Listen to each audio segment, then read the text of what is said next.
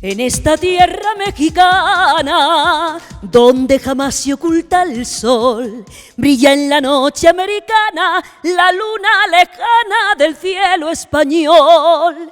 Para la noche está la luna, para el mariachi está el cantor, y las guitarras una a una siguiendo la tuna con el rondador. Y vive Dios, que como México no hay dos.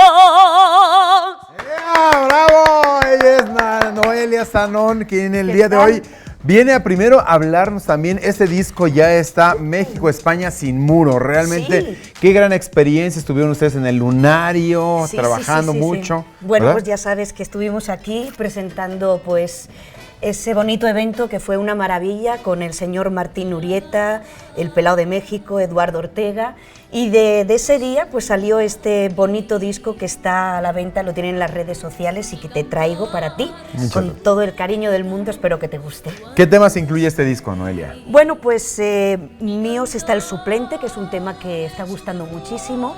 Esta canción que te acabo de cantar, México, que es un tema que traigo desde España expresamente para cantar pues todas las cosas bonitas que tienen ustedes aquí en este maravilloso país, y una balada más pop, dedicada pues a una personita que yo quiero muchísimo.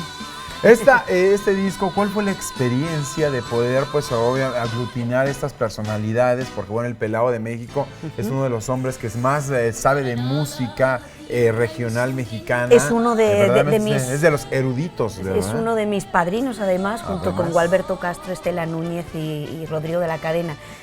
Pues fue un encuentro, un cúmulo de circunstancias lo que hizo que se diera esta unión de los cuatro, de dos españoles y dos mexicanos, y de poner ese México y España sin muro, y fue pues totalmente un exitazo. Estaba lleno el Lunario, y bueno, pues agradecérselo al señor Armando Gómez Mera, que fue quien hizo posible todo esto, y además hizo posible también este disco. Noelia, ahora también un extraordinario sabor de boca en la casa del actor. Te tocó ir a llevar la parte musical, interpretar muchos de los autores mexicanos cantando. Fue la verdad que un día maravilloso, yo lo pasé genial, la gente yo vi que también lo pasó muy bien. Canté canciones, pues como viste, canciones de autores mexicanos, canciones como Granada, esta que estamos viendo ahora, que fue la verdad que un exitazo ese día, ¿no? Y bueno, pues recibir también ese reconocimiento de manos de Mati Huitrón, de